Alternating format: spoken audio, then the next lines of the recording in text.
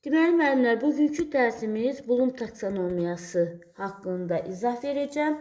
Dərsə keçməmişdən əvvəl onu qeyd edim ki, hal-hazırda aprel qruplarımızda qeydiyyat davam edir. Aprel qrupuna qoşulmaq istəyən müəllimlər 070 974 18 18 56 nömrəsi ilə əlaqə saxlaya bilərsiniz və ətraflı məlumat əldə edə bilərsiniz. İndi keçək dərsimizə. Bugünkü mövzumuz Bloom taksonomiyasıdır. Ümumiyyətcə taksonomiya dedikdə, taksonomiya təlim məqsədlərinin şəbəkəli və ya sistemli təsnifatına taksonomiya deyilir. Təlim məqsədlərinin şəbəkəli və ya sistemli təsnifatına taksonomiya deyilir. Taksonomiya sadədən mürəkkəbə doğru zəncirvari iyerarxiyası üzrə inkişafı əks etdirən anlayışlar sistemi nəzərdə tutulur taksonomiya dedikdə. Taksonomiyada əsasən belə deyək də, nələrdə mühüm rol oynayır taksonomiya? Taksonomiya deməli dərsin planlaşmasında, sonra təlim nəticələrinin müəyyənləşdirilməsində, tapşırıqların hazırlanmasında, qiymətləndirmənin sistemli və ardıcıl şəkildə təşkil edilməsində mühüm rol oynayır taksonomiya. Yəni, Bloom taksonomiyası təlim nəticələrinin aydın şəkildə tərtib edilməsi və reallaşdırılmasında mühüm rol oynayır. Bir də deyək, mühüm rol nədə oynayır taksonomiya? Taksonomiya deməli, təlim nəticələrinin aydın şəkildə tərtib edilməsində və reallaşdırılmasında mühüm rol oynayır. Dərsin planlaşdırılmasında, təlim nəticələrinin müəyyənləşdirilməsində, tapşırıqların hazırlanmasında, qiymətləndirmənin sistemli və ardıcıl şəkildə təşkil edilməsində mühüm rol oynayır məhz taksonomiya. Taksonomiya, idrak taksonomiyası, yəni Bloom taksonomiyası 1956-cı ildə Benjamin Bloom tərəfindən təklif verilmişdir. Amma 2001-ci ildə təkmilləşdirilmiş versiyada var. Təkmilləşdirilmiş versiyanı Anderson və Karslov tərəfindən verilmişdir. Gəlin hər iki versiyaya baxaq. İndi lövhədə yazıb qeyd edəcəm. Onu da deyim ki, taksonomiya mühüm mövzulardan biridir. Həm MİQ imtahanında, həm də sertifikasiya imtahanında hər ikisinə, yəni mütləq taksonomiyadan bir sual, iki sual düşəcək. Ona görə bu mövzunu daha yaxşı öyrənmək, başa düşmək lazımdır. Gəlin hər iki versiyanı qeyd edim. Baxın, indi əvvəlki versiyanı 1956-cı ildə Bloom taksonomiyasının versiyanın mərhələlərini qeyd edək. Deməli, bu Bloom. Deməli, Bloom taksonomiya mərhələləri, əvvəlki versiyanın mərhələləri, birinci mərhələ bilik. Deməli, birinci mərhələ bilməkdir. Bilmə. İkinci mərhələ anlama.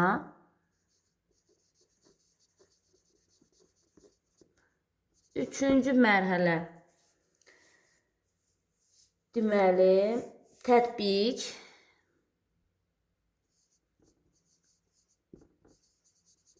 Burada bilikdir. Bilmədə yazılır. Bilikdir. Gəlin bilik yazaq. Birinci bilik.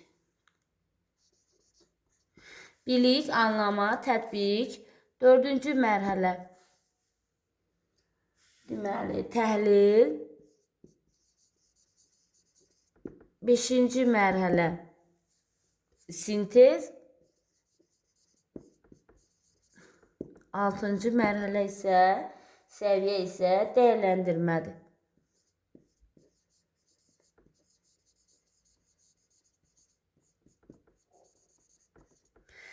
Bu, deməli, 1956-cı ildə Benjamin Bloom tərəfindən təklif edilmiş səviyyələrdir.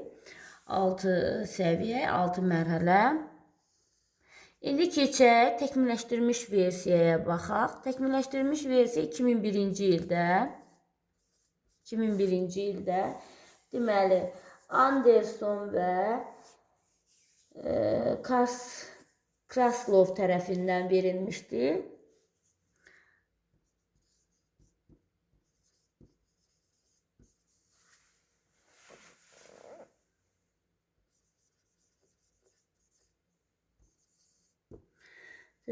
Kraslov tərəfindən,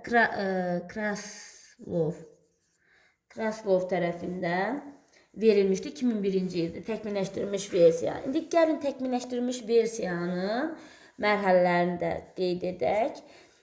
Təkmilləşdirilmiş versiyasının birinci mərhələsi xatırlamaq.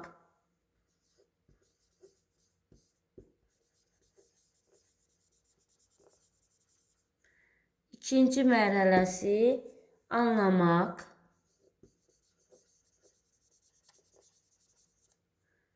Üçüncü mərhələsi tətbiq etmək.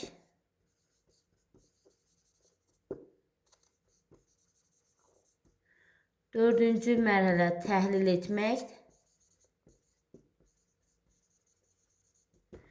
Beşinci mərhələ dəyərləndirmək.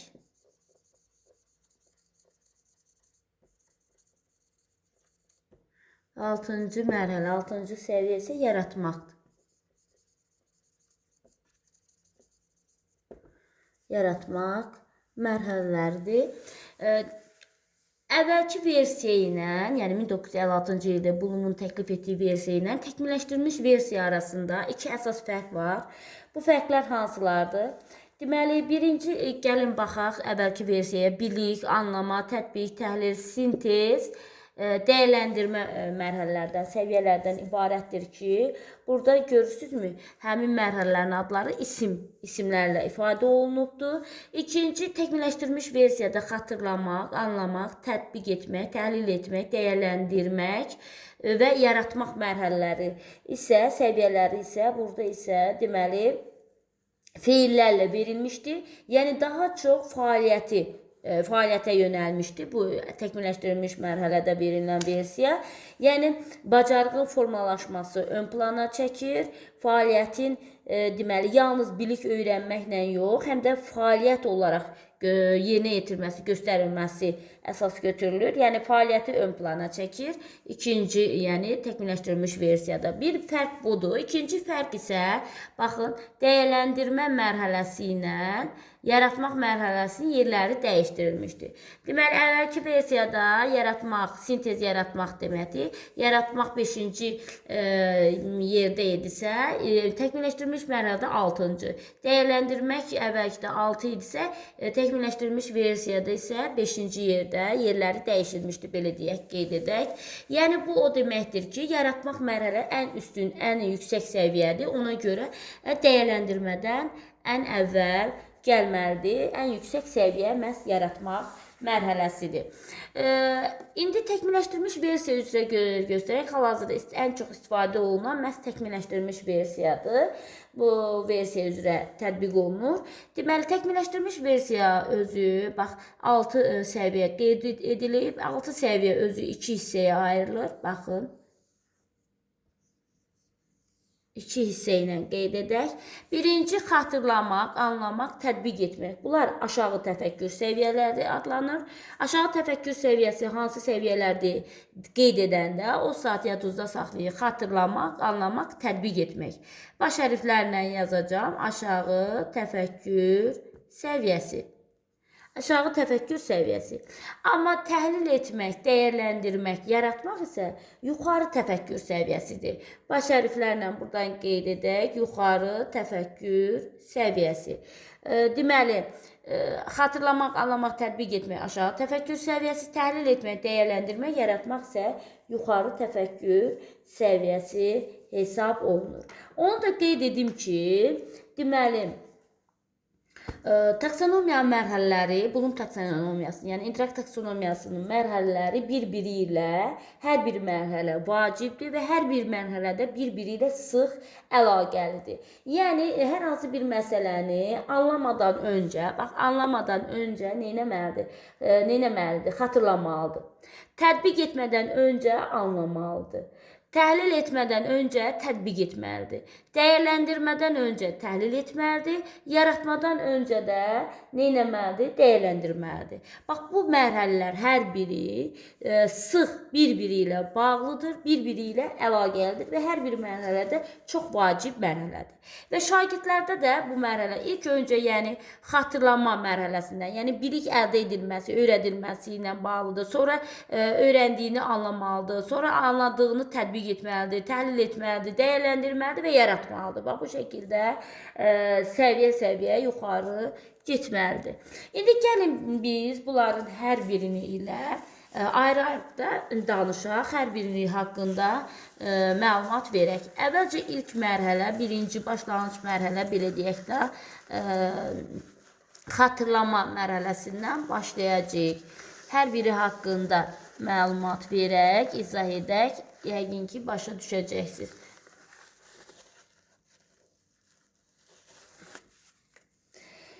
İlk mərhələ olaraq ən alt səviyyə, belə deyək də, ən alt səviyyə, ən aşağı səviyyə xatırlama. Birinci səviyyə xatırlamadır. Xatırlamaq. Xatırlamaq mərhələsi birinci mərhələdir. Ən aşağı, ən alt səviyyə olan xatırlamaq mərhələsidir ki, bu mərhələ hafizəyə, yaddaşa əsaslanır. Baxın, hafizəyə,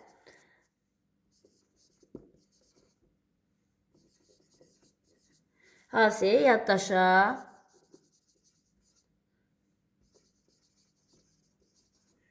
əsaslanır. Yəni, xatırlamaq mərhələsində şagird hər hansı bir iş görmür. Sadəcə öyrəndiyini yadına salır və qarşı tərəfə ötürür. Xatırlamaq mərhələsi əzbərləyir, əzbərləməsi üçün şeiri əzbərləyir, necə əzbərləyibsə, o cürdə qarşı tərəfə ötürür. Bu xatırlamaq mərhələsi olur. Xatırlamaq mərhələsi biliyin növləri ilə biz əlaqələndirsək, xatırlamaq mərhələsi aid olur, deməli, faktoloji biliyə.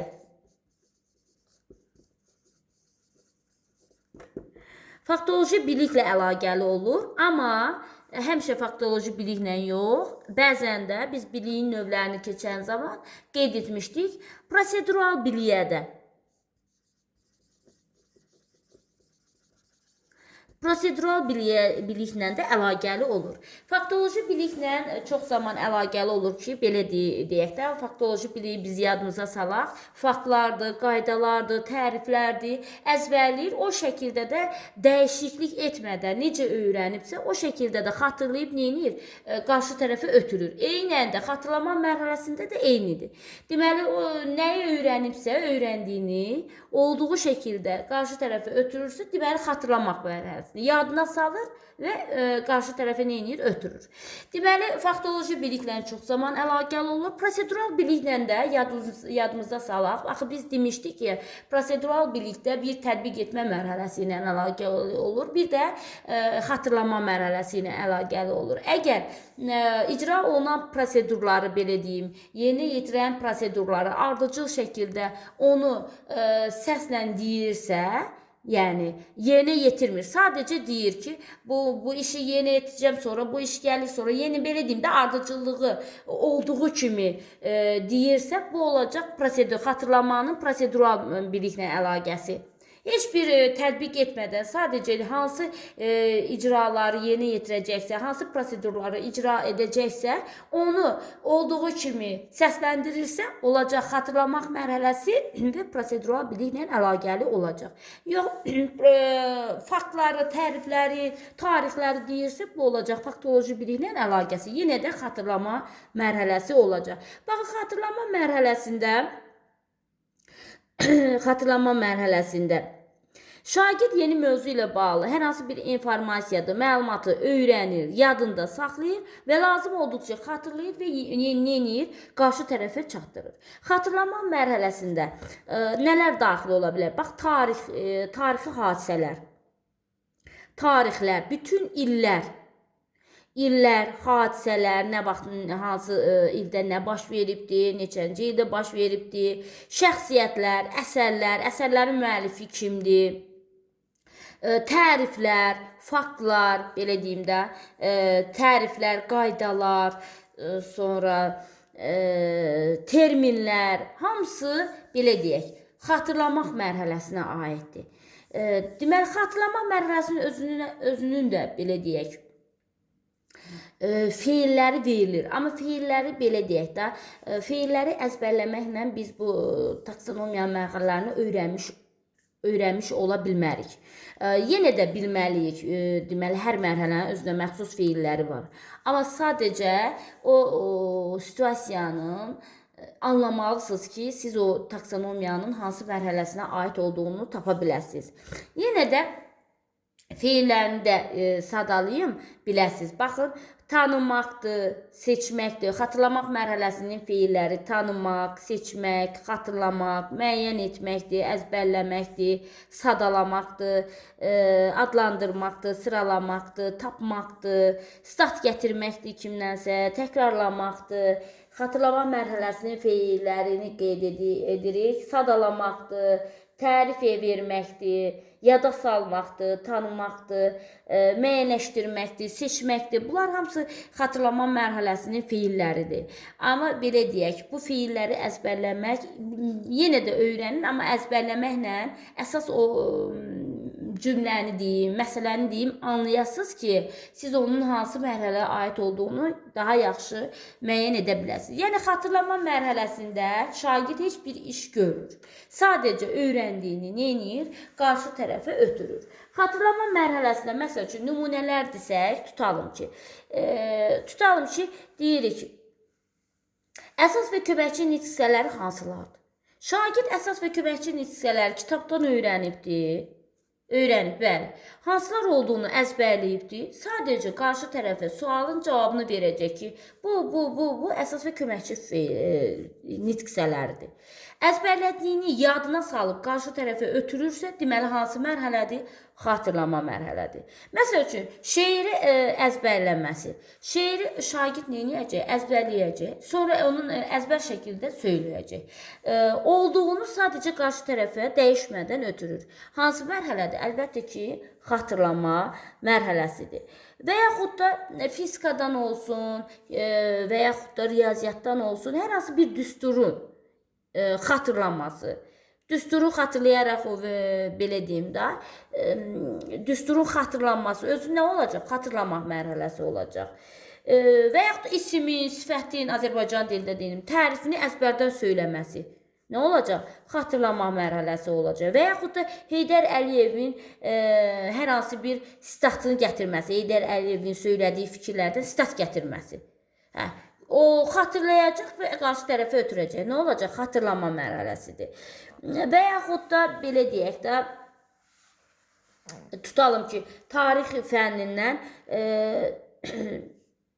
hər hansı bir tarixi hadisəni, hansısa bir tarixi hadisəni xatırlayıb əzbərdən deyirsə, qarşı tərəfə ötürürsə, nə olacaq? Xatırlamaq mərhələsi olacaq. Xatırlama mərhələsində, məsəl üçün, tutalım ki, belə sual versin. İsmin neçə halı var? Şagird deyir, əzbərdən bilir də 6 halı var. Hansı mərhələ olacaq? Xatırlama mərhələsi. Müxtəsər vurma düsturlarını sadala. Uşaq riyaziyyatdan o müxtəsər vurma düsturlarını əzbərləyibsə, bilirsə, onu sadalayacaqsa, uşağın gördüyü iş nədir? Sadəcə yadına salıb sadalayacaq müxtəsər vurma düsturları. Hansı mərhələ olur? Xatırlama mərhələsi olur. Və yaxud da Səfəvi dövləti nə vaxt yaranıb? Şagird onun tarix fənnindən, Səfəvi dövlətinin yaranma tarixini əzbərdən bilirsə, sadəcə onu yadına salacaq, xatırlayacaq və qarşı tərəfə deyəcək ki, bu, məsəl üçün, bu ildə yaranıbdır. Həmin illi tarixi deyirsə, deməli, nə mərhələsidir? Xatırlama mərhələsidir. Bax, xatırlama mərhələsində bu cür nümunələr demək olar. Və yaxud da əlifbadakı hərfləri ardıcıllıqla sıralayın. Sıralamaq. O, əgər əlifbadakı hərflərin, 32 hərfin, belə deyim, ardıcıl sırasını əzbərdən bilirsə, sonra onu, belə deyim də, sıralanmasını bilirsə, xatırlayıb sıralayacaq da. Hansı mərhələ olur? Xatırlama mərhələsi olacaq. Sonra Məsəl üçün şəkil göstərir, hər hansı bir alimin şəklini göstərir. Deyir, bu şəkildə gördüyünüz alimləri adlandırın. Əgər o tanıyırsa, bilirsə, o adlandıracaq. Hansı mərhələ olacaq? Xatırlamaq mərhələsi olacaq. Belə deyək də. Və yaxud da tutalım ki, bayraqlar göstərilibdir. Bayraqların içərisində Azərbaycan bayrağı müəyyən etməsi, Türkiyənin bayrağını müəyyən etməsi. Bax, bunlar da nə olacaq? Xatırlama mərhələsi. Çünki bildiyini müəyyən edir, xatırlayır, yadına salır, qarşı tərəfi ötürür. Xatırlama mərhələsində ümumiyyətcə taksonomiya mərhələlərini müəyyənləşdirən zaman ilk olaraq belə deyək də şagirdin gördüyü işə fikir verirsiniz ki, şagird burada nə iş görür? Şagird burada nəyi yerinə yetirir? Xatırlamada xatırlayacaq, yadına salacaq, heç bir dəyişiklik etməyəcək. Necə öyrənibsə, onu yadına salacaq və qarşı tərəfə nə edəcək? Ötürəcək. Məhz bu olacaq xatırlama mərhələsi. Xatırlama mərhələsi bu şəkildədir. İndi keçək. Ən aşağı səviyyədə xatırlama mərhələsi hafizəyə, yaddaşa əsaslanır. Tez tapmaq olur xatırlama mərhələsini, asandır. Feillərini də qeyd etdik, yenə deyirəm, feilləri də əzbərdən belə deyək, yadınızda saxlayın. Amma tam biz o feillə bəzən də hər bir neçə digər mərhələlərdə də eyni feildən istifadə edə bilər. Amma biz onu anlayaraq, başa düşdükdən sonra onun mərhələlərini nə edə bilərik? Müəyyən edə bilərik. İkinci mərhələ anlamaq mərhələsidir.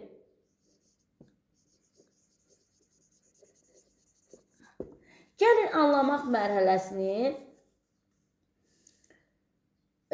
baxaq, görək nədir? Anlamaq mərhələsi nədir? Anlamaq mərhələsi, bu mərhələ yadda saxlama, yəni xatırlamaq mərhələsindən fərqli olaraq hafizəyə deyil, məntiqə əsaslanır. Bax, bayaq biz qeyd etdik ki, xatırlama mərhələsi hafizəyə, yaddaşa əsaslanır. Amma anlamaq mərhələsi məntiqə əsaslanır. Bax, buraya yazaq.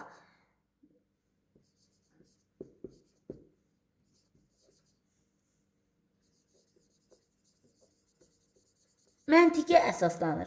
Yadda saxlama mərhələsində olan şagird məlumatı olduğu kimi əzbərləyərək yadında saxlayır. Amma anlama mərhələsində olan şagird həmin belə deyək də məlumatı sadəcə əzbərləmir, anlayır onu, başa düşür. Mövzu ilə bağlı bilikləri, məsələn, kitabda olduğu kimi yadımıza salırıqsa, bu xatırlamaq mərhələsidir. Amma öz sözlərimiz ilə başqa şəkilə salıb onu izah ediriksə, ondan hər hansı bir nəticə çıxarırıqsa və onu anlayıb ona aid biz nümunələr gətiririksə, deməli, bu hansı mərhələ olacaq? Anlama mərhələsi. Deməli, anlama mərhələsində mövzunu öz sözləri ilə izah etməsidir, öyrəndiklərindən nəticə çıxartmasıdır, mövzuya aid nümunələr gətirə bilməsidir. Yəni, başa düşüb, anlayıb ki, o nümunə gətirə bilər, daha belə deyim.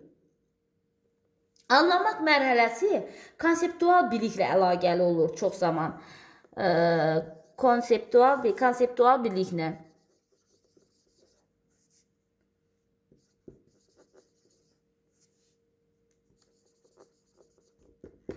Çox zaman konseptual biliklə əlaqəli olur. Hər zaman yox, çox zaman belə deyim, 100%lik nəticə yoxdur. Deməli, anlamaq mərhələsində deməli, nə oldu? Anlamalıdır, mövzunu anlamalıdır, başa düşməlidir. Öz sözlərindən onu belə deyək də, öz sözləri ilə başqa şəkilə sıxalaraq onu izah etməlidir. Ona aid nümunələr gətirməlidir. Bu olur anlamaq mərhələsi. Onu müqayisə etməlidir. Müqayisə etmək özü də fərqləndirmək, oxşarı fərqli cəhətlərini müəyyən etmək, o da anlamaq mərhələsinə aiddir. Anlamaq mərhələsinə aid feilləri desək, yenə deyirəm, feilləri ən azından feillər, hər mərhələnin özünə məxsus feilləri bilin. Amma belə deyək, bu feili harada görsəz, bu yalnız anlamaq olacaq kimi fikir yoxdur. Sadəcə yenə də feilləri səslə də olsa qeyd edim. Məsəl üçün, anlamaq mərhələsində izah etmək, nümunə gətirmək, interpretasiya etmək. İnterpretasiya etmək özü hər hansı bir fakt və hadisəni fərqli şəkildə ifadə etmək deməkdir. sonra fərqləndirmək, nəticəyə gəlmək, müqayisə etmək, təsvir etmək, təsnif etmək, qruplaşdırmaq, ümumiləşdirmək, səbəbini tapmaq, araşdırmaq, belə deyim də, öz sözləri ilə demək. Bunlar hamısı anlamaq mərhələsinə aid feillərdir. Amma biz nümunələri deməklə də anlamaq mərhələsini başa düşə bilərik. Gəlin nümunələrə baxaq. Məsəl üçün, anlamaq mərhələsinə aid nümunələr deyək. Tutalım ki, Azərbaycan dilində şagirdlərə belə bir tapşırıq verirəm ki, isimlə sifəti müqayisə edərək oxşar və fərqli cəhətlərini müəyyənləşdir. İsim və sifəti müqayisə edin, oxşar və fərqli cəhətləri müəyyənləşdirin. Oxşar və fərqli cəhətləri müəyyənləşdirmək üçün isim və sifəti haqqında belə deyək də, onu anlamalıdır, başa düşməlidir ki, onun oxşar və fərqli cəhətlərini eləyə bilsin, müəyyənləşdirə bilsin. Bu olacaq nə? Anlamaq mərhələsinə aid nümunə. Sonra və yaxud da mətni, əsəri verilmişəm şagirdlərə deyirəm ki, həmin mətni, hekayəni öz sözləri ilə danış. Əgər şagird öz sözləri ilə danışmağı bacarsa, deməli bu hansı mərhələdədir? Şagirdin edəcəyi işə baxırıq. Şagird əgər mətni öz sözləri ilə danışırsa, deməli başa düşüb, anlayıb ki, o öz sözləri ilə danışır da, deməli olacaq anlamaq mərhələsinə aid olacaq. Və yaxud da tutalım ki, başqa bir nümunəyə qeyd edək. Əsəri oxuyun deyir, əsərdən nə nəticə çıxartmaq olar? Əgər o əsərdən hər hansı bir nəticə çıxarda bilirsə, əsəri ümumiləşdirirsə və nəticə çıxarırsa, hansı mərhələ olacaq? Anlamaq mərhələsi olacaq. Səbəbini də müəyyənləşdirmək. Bu da anlamaq mərhələsinə aid olacaq, aiddir. Məsəl üçün, hava şəraitinin dəyişməsinin səbəb nədir? Əgər səbəbini müəyyənləşdirə bilirsə, deməli anlamaq mərhələsinə aid nümunə olacaqdır. Məsəl üçün, şagirdlərə təsviri incəsənət fənində 2 rəsm verib, rəsm əsərini verib, deyir, bu 2 rəsm əsərini müqayisə edin. Əgər şagird o 2 rəsm əsərini müqayisə edə bilirsə, deməli anlamaq mərhələsinə aid olacaq. Və yaxud da hekayənin qısa xülasəsini söyləyin. O hekayənin qısa xülasəsini söyləyə bilirsə, deməli anlamaq mərhələsinə. Başa düşüb, anlayıb ki, qısa xülasəsini deyə bilir də. Əsərdən hər hansı bir nəticəni çıxartmasıdır, əsəri ümumiləşdirməsidir, öz sözləri ilə deməsidir. Hər hansı bir 2 əşya olsun, bayaq dedik ki, rəsm əsəri olsun və yaxud da digər məqamlar olsun, 2 məsələnin oxşar və fərqli cəhətlərini müəyyənləşdirməsidir. Bunlar hamısı anlamalıdır ki, bunu müəyyənləşdirə biləsin. Deməli, bunların hər biri nə olacaq? Anlamaq mərhələsinə aid nümunələr olacaq. Və yaxud da mən keçmişəm Azərbaycan dilindən söz birləşmələrini. Söz birləşmələrini keçmişəm. Sonra söz birləşmələrinə aid deyirəm ki, indi şagirdlərə söyləyirəm ki, söz birləşmələrinə aid bir neçə nümunə söylə. Əgər uşaq o söz birləşmələri mövzusunu anlayıb, başa düşübsə, özündən nümunə gətirə biləcək. Deməli, bir neçə nümunəni söyləyə biləcək. Bu olacaq hansı mərhələ? Anlamaq mərhələsinə aid olacaq. Və yaxud da belə deyək də, anlamaq mərhələsində başa düşməlidir. Anlamalıdır, öz sözləri ilə deməlidir, izah etməyi bacarmalıdır, müqayisə aparmağı bacarmalıdır, oxşar və fərqli cəhətlərini müəyyənləşdirməyi bacarmalıdır, ümumiləşdirməyi, təsnif etməkdir, ümumiləşdirməkdir. Bunları hamısını bacarırsa, səbəbini tapmaqdır. Bunları bacarırsa, deməli anlamaq mərhələsinə aid olur bunların hər biri. Və yaxud da tutalım ki, baxın, şagirdlərə verirəm ki, isimlərə aid sözlər verirəm şagirdlərə. Deyirəm ki, verilmiş bu isimləri sadə, düzəltmə və mürəkkəb olmaqla qruplaşdır, təsnif et. Əgər o şagirdlər isimləri, verilmiş o isimlər, sözləri, həm sadə sözləri ayıracaq, düzəltmə sözləri bir cərgəyə ayıracaq, mürəkkəb sözləri bir cərgəyə ayırmaqla qruplaşdıra bilirsə, deməli o isim mövzusunda, o sadə düzəltmə mürəkkəb sözlər mövzusunu anlayıb, başa düşüb ki, o həmin sözləri nə edir? Qruplaşdırır, təsnif edir. Bax, bunlar hamısı anlamaq mərhələsinə aid olur. Anlamaq mərhələsinə biliklə qeyd etdik. Hansı biliyə daha çox əlaqəli olur? Konseptual biliyə, məntiqə əsaslanır. Bax, ikinci mərhələsidir, taksonomiyanın ikinci mərhələsidir.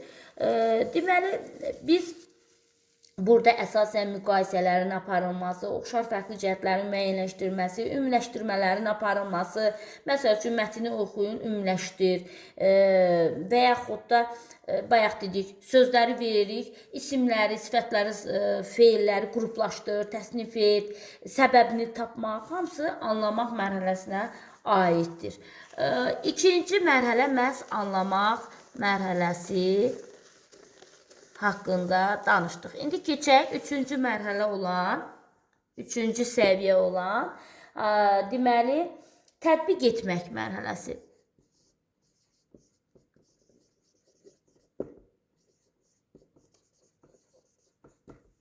Tətbiq etmək mərhələsi. Gəlin, ümumiyyətcə, tətbiq etmək mərhələsində danışaq görək, tətbiq etmə mərhələsi necədir? Tətbiq etmə mərhələsi özü anlamaq mərhələsi ilə sıx əlaqəlidir. Yenə də bayaq da dedik, bunların hər bir mərhələ bir-biri ilə sıx əlaqəlidir.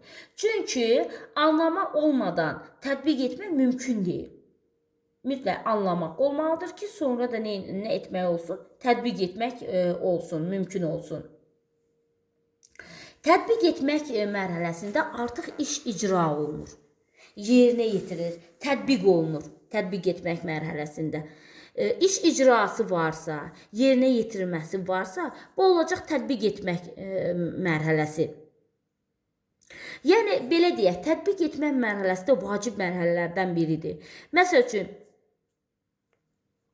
belə deyək də, şagird müəyyən bir oxuduğunu, əzbərlədiyini müəyyən müddətdən sonra tətbiq etmə mərhələsi olmasa, müəyyən müddətdən sonra unuda bilər.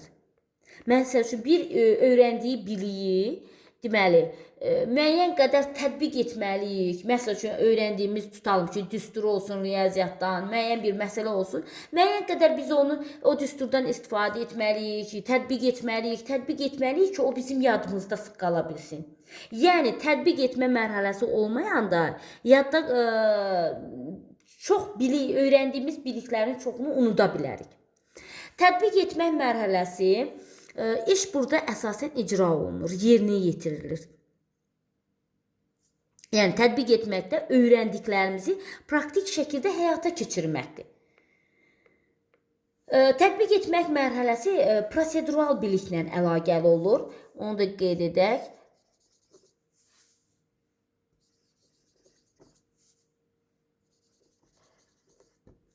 Prosedural biliklə əlaqəli olur tətbiq etmək mərhələsi. Yəni, burada işin icra etməsidir, həyata keçirilməsidir, səhnələşdirilməsidir. Hamısı tətbiq etməyə aiddir. Həll etməsidir, hesablamasıdır, sonra yerinə yetirməsidir. Belə deyək də, hazırlanmasıdır, qurmasıdır. Bunlar hamısı tətbiq etmək mərhələsinə aiddir. Tətbiq etmək mərhələsinə gəlin biz, bayaqdan biz, deməli, xatırlamaq mərhələsini, anlamaq və üçüncü olaraq tətbiq etmək mərhələlərini qeyd etmişik. Gəlin, bunlara üçünə də aid bir nümunə üzrə göstərək. Baxın, əsərin, məsəl üçün, əsərin müəllifi kimdir deyəndə, biz nəyi qeyd edirik? Şagird nəyi deyəcək? Əzbərlədiyi əsərin müəllifi kimdirsə, əzbər şəklində yadına salıb, xatırlayıb adını söyləyəcək. Bu olacaq hansı mərhələ? Xatırlamaq mərhələsi. İndi əsəri öz sözləri ilə danış desək, bu olacaq hansı mərhələ? Şagird başa düşüb, anlayıb ki, öz sözlərini əsəri neyniyə, hekayəni danışır. Deməli, hansı mərhələ olacaq? Anlamaq mərhələsi. İndi həmin əsəri deyirik ki, əsəri səhnələşdirmək. Əgər əsəri səhnələşdiririksə, şagirdlər deyək də, əsəri səhnələşdirirsə, hansı mərhələ olacaq? Əlbəttə ki, tətbiq etmək. Artıq nə oldu? Öyrəndiyini, bildiyini tətbiq etdi. Səhnələşdirdi, iş icra olundu. İş icra olunursa, həyata keçirilirsə, deməli, tətbiq etmək mərhələsinə aid olur.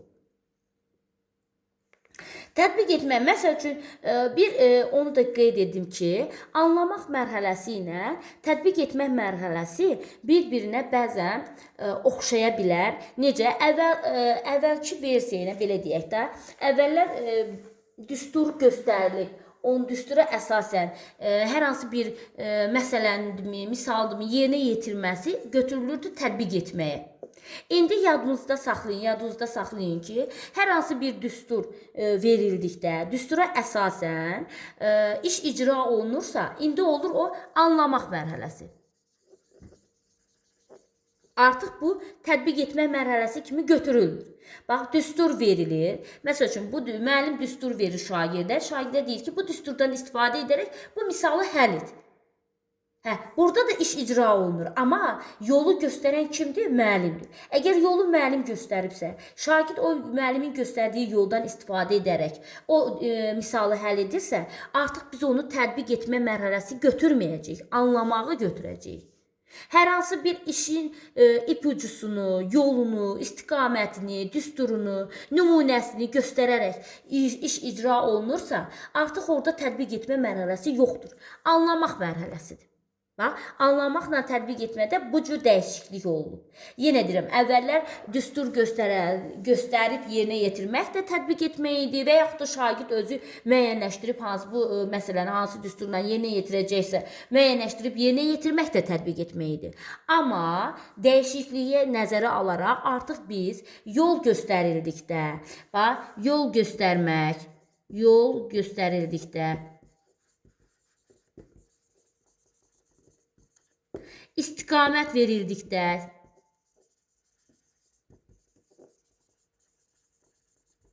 düstur göstərildikdə, ipucu verildikdə, qaydanı verdikdə,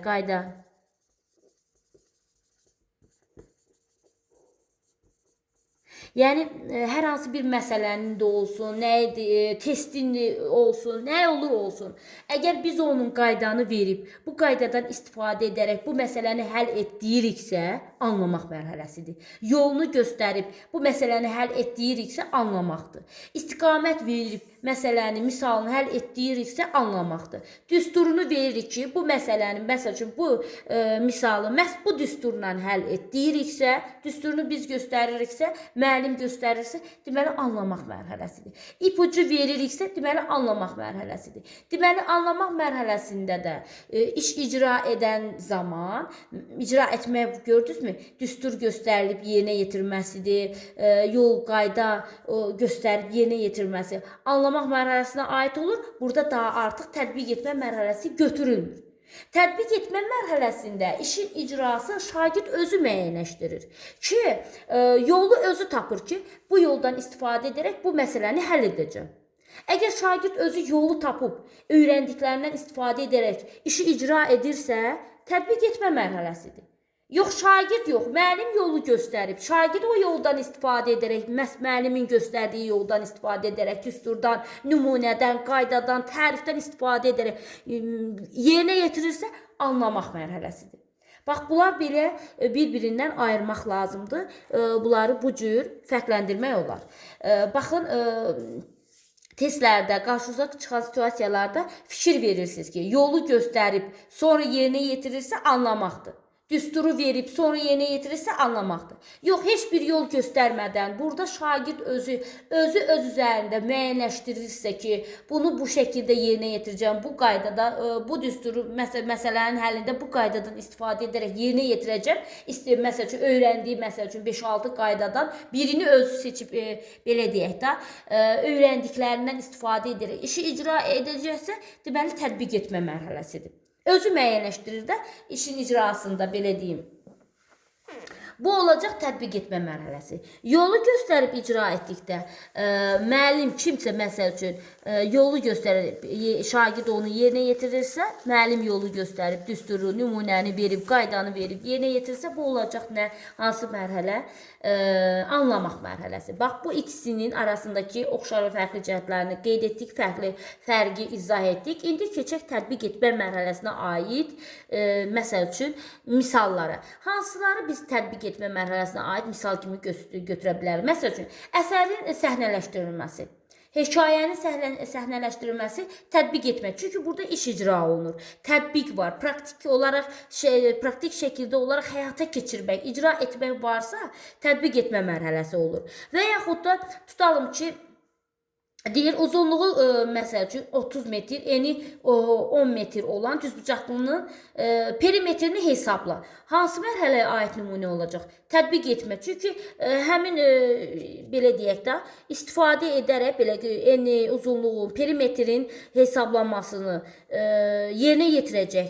Hansı mərhələ olacaq? Tətbiq etmə mərhələsi olacaq. İş icra olunursa, tətbiq etmə mərhələsi olacaq. Və yaxud da məsələ verir, tutalım ki, yaş məsələsini həll edin. Həll edirsə, işi icra edəcəksə, hansı mərhələ olacaq? Tətbiq etmə mərhələ olacaq. Və yaxud da başqa tətbiq etməyə, düzbucaqlının perimetrini hesabla. Hansı mərhələ olacaq? Tətbiq etmə mərhələsi olacaq. Oxuduğunuz mətni səhnələşdirin. Hansı mərhələ olacaq? Tətbiq etmə mərhələsi olacaq. Sonra başqa bir nümunələri də qeyd edək. Təqdimat hazırlamaqdır.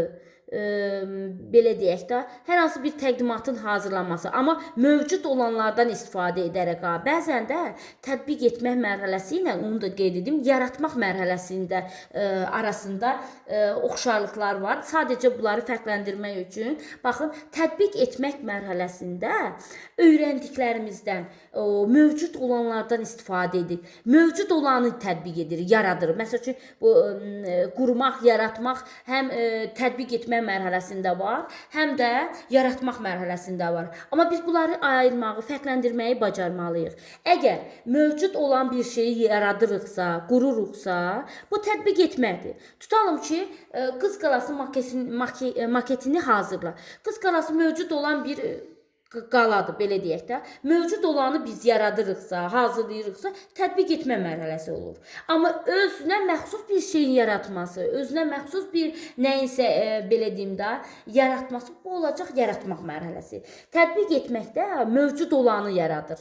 Tətbiq etməkdə mövcud olan, hazır olandan, belə deyim də, mövcud olandan istifadə edərək onu yaradır, tətbiq edir. Bu olacaq tətbiq etmə mərhələsi. Məsəl üçün, cədvəl qurmaq. Cədvəl qurmaq da tətbiq etməkdə də ola bilər, yaratmaqda da ola bilər. Cədvəl, məsəl üçün, əldə etdiyi məlumatlardan istifadə edərək, mövcud olan məlumatlardan istifadə edərək hər hansı bir cədvəl qurursa, bu tətbiq etmə mərhələsidir. Amma özünə məxsus, belə deyim də, olmayan bir şəkildə nəyinsə cədvəlini qurursa, bu olacaq yaratmaq mərhələsi. Bax, tətbiq etməklə də, yaratmaq mərhələsində də bu cür oxşarlıqlar var. Bunlarda fərqini qeyd etdik. İndi keçək 4-cü mərhələ, təhlil etmək mərhələsi. Təhlil etmək.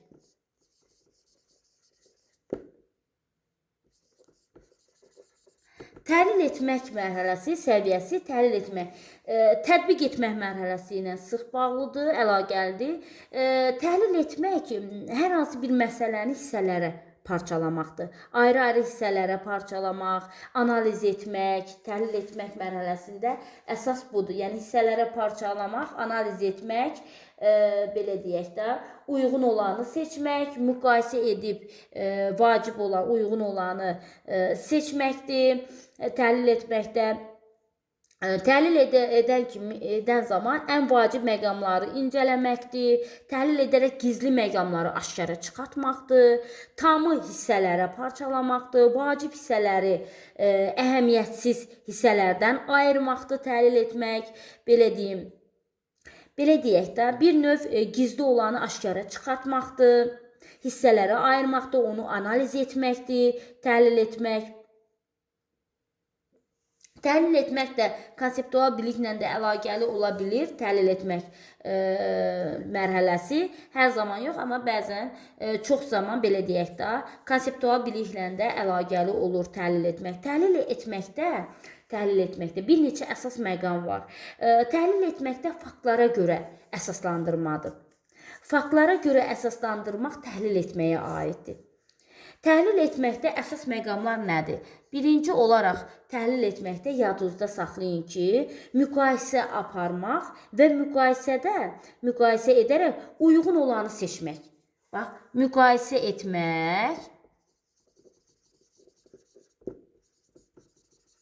Yəni bir müqayisə etməklə kifayətlənmir. Əgər bir müqayisə etmək varsa, bunu bayaq biz izah etdik. Anlamaq mərhələsidir. Oxşar fərqli cəhətləri müəyyən etmək, müqayisə etmək anlamaq mərhələsidir.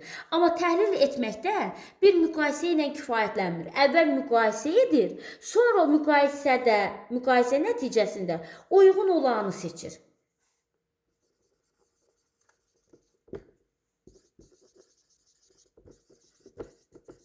Yəni bir müqayisə ilə kifayətlənmir də ikinci bir işdə seçir ki, müqayisə edərək uyğun olanı seçmək.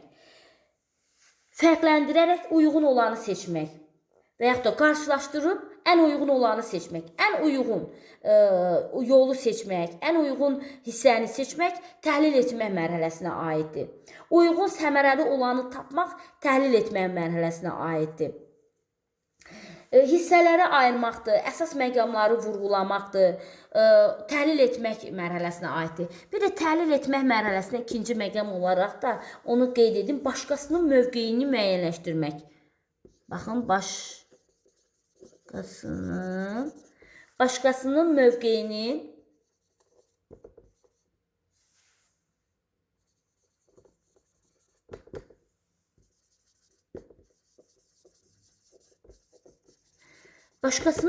müəyyən etmək, başqasının mövqeyini üzə çıxartmaq, bu da təhlil etmək mərhələsinə aiddir.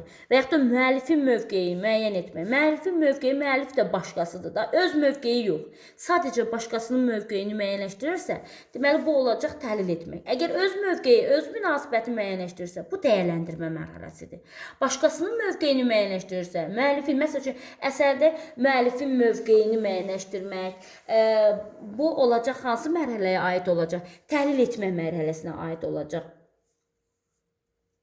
Ən uyğun, ən səmərəlini seçmək hansı mərhələyə aid olacaq? Təhlil etmə mərhələsinə aiddir. Ən vacib olanı tapmaq təhlil etmə mərhələsidir. Deməli, təhlil etmə mərhələsinə bir də təkrarlayaq, ümumiləşdirək, görək hansı hissələrə əsas fikir veririk. Təhlil etmə mərhələsində deməli hissələri ayırmaq, əsas məqamları vurğulamaq.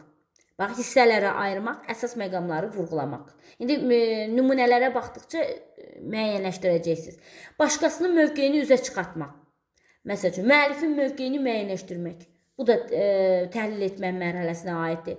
Ən uyğun, ən səmərəli olanı tapmaq təhlil etmə mərhələsinə uyğundur.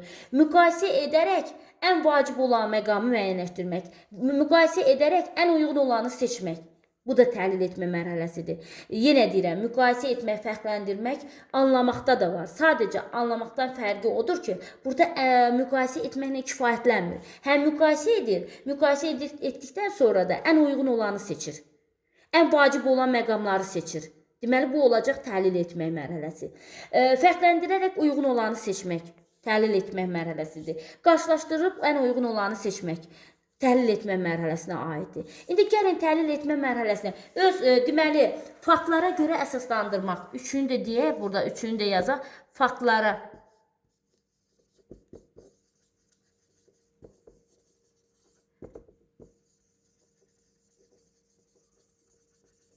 Faktlara görə əsaslandırmaq da təhlil etmə mərhələsinə aiddir. İndi gəlin baxaq görək təhlil etmə mərhələsinə aid bir neçə nümunə üzrə baxaq. Tutalım ki, belə deyək, atalar sözləri verilib, deyir, atalar sözləri oxuyun, mətnin ideyasına ən uyğun olan atalar sözü müəyyənləşdirin. Deməli, atalar sözlərinin içərisində mətnin ideyasına ən uyğun, bayaq dedik, ən uyğun olanı müəyyənləşdirmək nədir? Təhlil etmə mərhələsinə aiddir. Ona görə bu olacaq nə? Təhlil etmə mərhələsinə aid nümunə olacaq. Və yaxud da iki rəsm əsərini müqayisə et. Sərgiyə təqdim etmək üçün ən uyğun olanı müəyyən et. Rəsm əsərini müqayisə edib sərgiyə təqdim etmək üçün ən uyğun olanı seçmək olacaq nə? Təhlil etmə mərhələsi. Biz bayaq dedik ki, iki rəsm əsəri müqayisə et. Əgər iki rəsm əsəri müqayisə etməklə kifayətlənirsə, bu olacaq anlamaq mərhələsi. Yox, iki rəsm əsəri müqayisə edib artıq üçüncü olaraq belə deyim, bir iş də görürsə, sərgiyə təqdim etmək üçün uyğun olanı seçirsə, uyğun olanı müəyyən edirsə, bu artıq olacaq nə? Təhlil etmək mərhələsi olacaq. Əsərdə müəllifin deyir, baş qəhrəmanına qarşı mövqeyini müəyyənləşdirin. Başqasının mövqeyini müəyyənləşdirmək hansı mərhələyə aiddir? Təhlil etmə mərhələsinə aiddir. Çünki burada müəllifin mövqeyini müəyyənləşdirir. Müəllif başqasıdır. Müəllifin mövqeyini müəyyənləşdirmək əlbəttə ki, olacaq nə? Təhlil etmə mərhələsi. Deyir, hadisənin qarşısını alınmasında rolu olan həlledici məqamları göstərmək üçün sxem hazırlayın. Baxın, sxem hazırlayın. Görürsünüzmü? Sxem hazırlamaq bu artıq gəlib təhlil etmə mərhələsində də nümunə kimi verilib. Amma sadəcə əvvələ fikir verin, deyir, həlledici məqamları göstərmək üçün. Deməli, vacib məqamlar, səmərəli, vacib, əsas məqamları göstərmək özü hansı mərhələyə aid olur? Təhlil etmə mərhələsinə aid olur. Məsəl üçün, tapşırıqları həll etmək üçün verilmiş qaydalardan ən uyğun olanı seçmək. Ən uyğun olanı seçmək hansına aiddir? Ən uyğun olanı seçmək, belə deyim də, həll edici məqamları seçmək, belə deyək, müqayisə edib uyğun olanı seçmək, əsas məsələləri üzə çıxartmaq, hamısı təhlil etmək mərhələsinə aid nümunələrdir. Bax, bu təhlil etmək mərhələsidir. Uyğun olanı seçməkdir, vacib olanı hissələri ayıraraq vacib olan hissəni seçməkdir, müəllifin mövqeyini müəyyənləşdirməkdir və yaxud da, belə deyək də, başqasının mövqeyini müəyyənləşdirməkdir. Hamısı, deməli, vacib məqamları müəyyənləşdirməkdir, analiz etməkdir. Hamısı olur, təhlil etmək mərhələsinə aid olur. Faktlara görə əsaslandırmaqdır. Hamısı, deməli, nəyə aid olur? Təhlil etmək mərhələsinə aid olur. Təhlil etmək mərhələsində bax, bu cür nümunələrdən istifadə etmək olar. Məsəl üçün, tarixdən bir dənə nümunə deyək, təhlil etmək mərhələsinə. Deyir, Şah 1. Abbasın keçirdiyi islahatlar hansı dövlətçilik ənənələrində möhkəmləndirmək baxımından daha əhəmiyyətlidir? Deməli, daha əhəmiyyətli olanı müəyyənləşdirirsə, onu hissələrə ayıracaq, müqayisələr edəcək, ən, belə deyim, əhəmiyyətli, ən vacib olanı müəyyənləşdirirsə, hansı mərhələ olacaq? Yenə də təhlil etmək mərhələsi olacaq. Təhlil etmək mərhələsi, bax, bu cür mərhələdir. İndi keçək 5-ci mərhələ.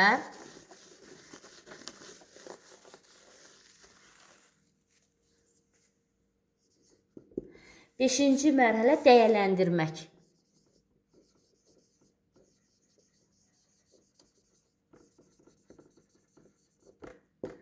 Dəyərləndirmək mərhələsi, taksonomiyanın 5-ci mərhələsidir. Dəyərləndirmək təhlil etməklə sıx əlaqəlidir. Dəyərləndirmək mərhələsində, yəni öz mövqeyini bildirmək, dəyərləndirməkdə öz münasibətini bildirmək var. Öz münasibətini bildirmək, qiymətləndirmək, öz mühakiməni bildirmək, belə deyim də, mühakimə etmək, qiymətləndirmək, dəyərləndirmək, arqument gətirmək. Amma burada əsas məqam nədir? Özünün, öz münasibəti. Öz münasibəti. Məsəl üçün, bax, bu bəzən də dəyərləndirmə mərhələsi ilə təhlil etmə mərhələsini bir-biri ilə qarışdırırlar. Bunları ayırmaq üçün, məsəl üçün, deyirik ki, əsərin baş qəhrəmanına öz münasibətini bildir. Əsərin baş qəhrəmanına münasibət bildirmək, əgər öz münasibətimi bildirirəmsə, bu olacaq dəyərləndirmək. Yox, deyir, əsərin baş qəhrəmanına müəllifin münasibətini müəyyənləşdirin, müəllifin münasibətini müəyyən edin, necə münasibət bildiribsə. müəllifin, yəni başqasının münasibətini müəyyənləşdirirəmsə, bu artıq olacaq təhlil etmə mərhələsi. Dəyərləndirmə mərhələsində hər hansı bir işi qiymətləndirməkdir, müsbət və mənfi cəhətləri müəyyən etməkdir. Burada əsasən qərəzsiz, əsaslı münasibət bildirməkdir. Bu mərhələdə şagird tənqidi təfəkkür, bax, bu dəyərləndirmə mərhələsində tənqidi təfəkkür inkişaf edir. Tənqidi təfəkkür inkişaf edir. Dəyərləndirmə mərhələsi, bu da konseptual biliklə əlaqəli olmağına, amma belə deyək də, biz həm anlamağı, həm təhlil etmədə, həm də dəyərləndirməkdə konseptual biliklə əlaqəli olduğunu bayaqdan qeyd edirik. Sadəcə bunları bir-birindən fərqləndirmək lazımdır. Bunların necə situasiyada dəyərləndirməkdir, necə də anlamaqdır, necə də məsəl üçün təhlil etmək olduğunu bir-birindən fərqləndirməyi bacarmalıyıq. İndi gəlin, əgər orada öz münasibətin, öz mövqeyi bildirmə, öz fikri ilə əsaslandırmaq varsa, onda siz götürəcəksiniz dəyərləndirmə mərhələsi. Amma faktlara görə əsaslandırma varsa, götürəcəksiniz təhlil etmə mərhələsi.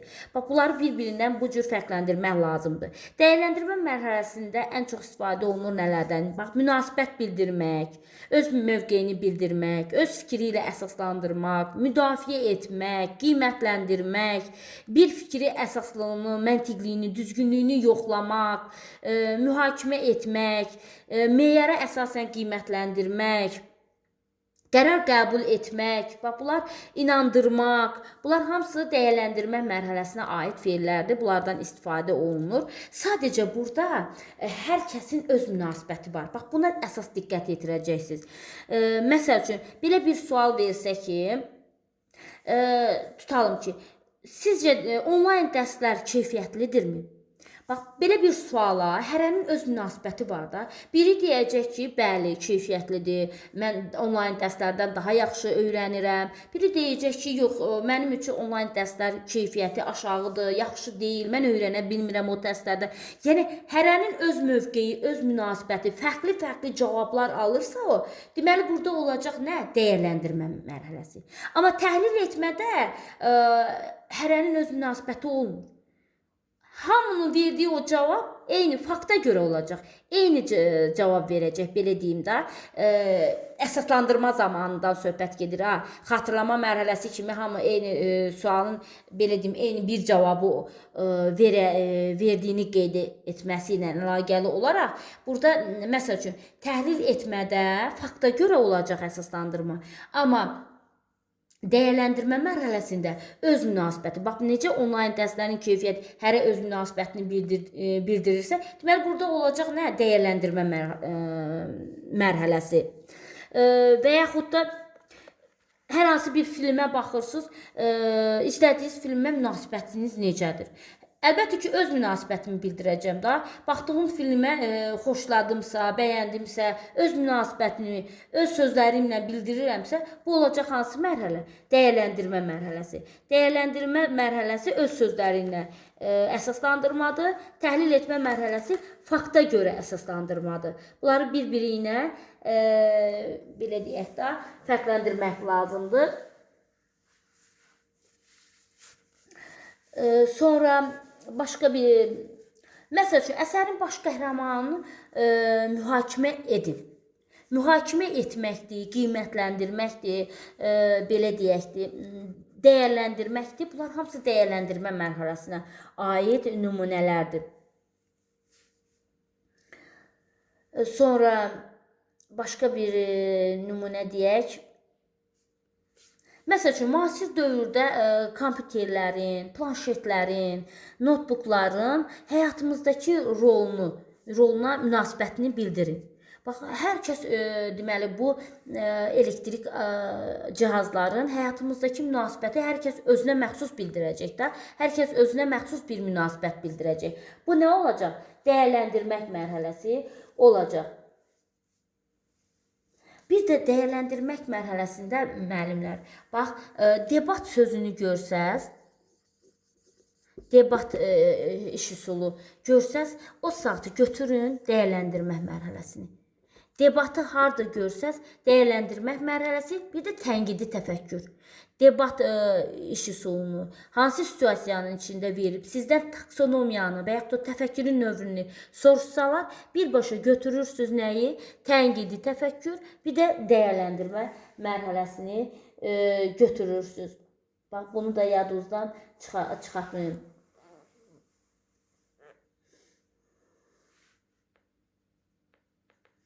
Dəyərləndirmə mərhələsində məhz əsas baxacağımız məqamlar bunlar idi. Dəyərləndirmə mərhələsində yenə deyirəm, mühakimə etməkdir, əsaslandırmaqdır, qiymətləndirməkdir, müdafiə etməkdir, qərara gəlməkdir, qiymətləndirməkdir, yoxlamaqdır, öz münasibətini bildirməkdir, öz sözləri ilə münasibət bildirməkdir. Bunlar olur dəyərləndirmə mərhələsi. İndi keçdik 6-cı mərhələ və sonuncu yaratmaq mərhələsi.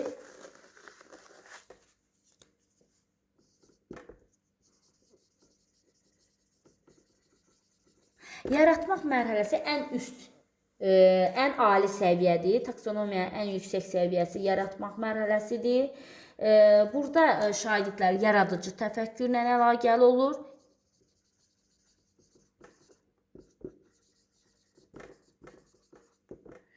Təfəkkür inkişaf edir. Yaratmaq mərhələsində yaradıcı təfəkkür inkişaf edir. Dəyərləndirmək mərhələsində əsasən şagirdlər hər hansı bir məhsula münasibət bildirir. Müsbət və mənfi cəhətlərini müəyyən edir. Dəyərləndirmək, bayaq izah etdiyimiz deməli mərhələdə. Deməli, hər hansı bir məsələyə münasibətini bildirir, onun müsbət və mənfi cəhətlərini müəyyən edir. Dəyərləndirmə mərhələsində. Amma yaratmaq mərhələsində belə deyək də, yeni bir məhsul ortaya çıxardır. Özünə məxsus bir məhsul ortaya çıxardır. Yeniliyi gətirir. Yaratmaq mərhələsində bu vaxtacan olan bir şey yox. Özünə məxsus bir şeyin yaratmasıdır, qurmasıdır, düzəltməsidir, belə deyim. Yaratmaq mərhələsində qeyri-standart yanaşmadır. Burada belə deyək də, bu vaxtacan olmayan bir şeyin yaratmasıdır. Bu yaratmaq mərhələsidir. Məsəl üçün, yaratmaq mərhələsinə aid bir nümunə desək, problemi yeni yolla həll etmək yaratmaq mərhələsinə aid olur. Tərtib etmək, yeni bir şeyin tərtib etməsi, olan bir şeyin yox. Olan bir şeyin tərtib etməsi əlbəttə ki, tətbiq etmə mərhələsidir. Amma yeni bir şeyin tərtib etməsi yaratmaq mərhələsidir. İcad etməkdir, ixtira etməkdir, fərziyyə irəli sürməkdir, plan qurmaqdır, yeni bir şeyin planını qurmaqdır. Olan bir şeyin planını qurursunuzsa, tətbiq etmə mərhələsidir. Yeni bir şeyin planını qurursa, bəli, yaratmaq mərhələsidir. Qurmaqdır, yaratmaqdır, dizayn etməkdir, şeir yazmaqdır, bəstələməkdir, təklif etməkdir, təklif verməkdir. Bunlar hamısı yaratmaq mərhələsinə aiddir. Məsəl üçün, məsələnin həmişə istifadə etdiyi yoldan yox, yeni bir özünə məxsus bir yolla həll etməsi yaratmaq mərhələsinə aiddir. Sonra tutalım ki, şeir yazmaq yaratmaq mərhələsinə aiddir. Şeirə musiqi bəstələmək nədir? Yaratmaq mərhələsinə aiddir. Və yaxud da hər hansı bir mətin, hekayədə dəyişikliklər edərək yenidən yazmaq yaratmaq mərhələsinə aiddir. Fərziyyə irəli sürmək yaratmaq mərhələsinə aid olur. Yaratmaq mərhələsində tamamilə belə deyək də, olmayan bir şeyin yaradılması, özünə məxsus bir şeyin yaradılmasıdır. Yəni, bu vaxtacan belə bir şey olmayıbdır. Bunu elə bir şagird özü yaradıb və yaxud da belə deyim də, yaradıcı insan özü yaradıb. Qeyri-standart yanaşmanın göstərilməsidir. Yaradıcı təfəkkür. Yaradıcı təfəkkür yaratma mərhələsi ilə əlaqəli olur. Deməli, hər hansı bir tutalım ki, problemi yeni yolla həll etməsi yaratmaq mərhələsinə aiddir. Yaratmaq mərhələsində, məsəl üçün,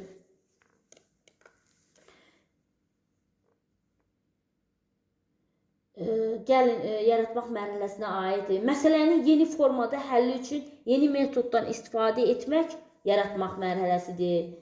və yaxud da mətni yarıda saxlayıb mətn üçün məntiqi sonluq yazmaq. Məsəl üçün mətnin sonluğunu öz yaradıcı təfəkküründən istifadə edərək ona sonluq yazırsa, yaratmaq mərhələsinə aiddir. Sonra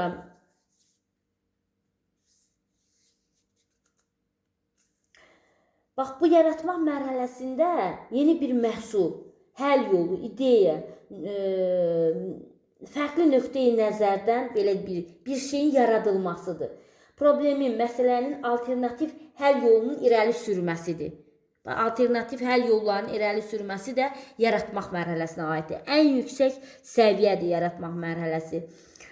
Şeir yazmaqdır, bəstələməkdir, musiqi bəstələməkdir, belə deyim, icad etmək, ixtiralardır. Sonra bunlar hamısı yaratmaq mərhələsinə aiddir. Plan qurmaq, bayaq da dedik, plan qurmaqda fikir verirsiniz. Əgər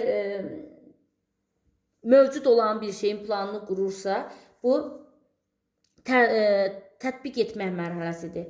Olmayan bir şeyin planını hazırlamaq, qurmaq isə yaratmaq mərhələsindədir.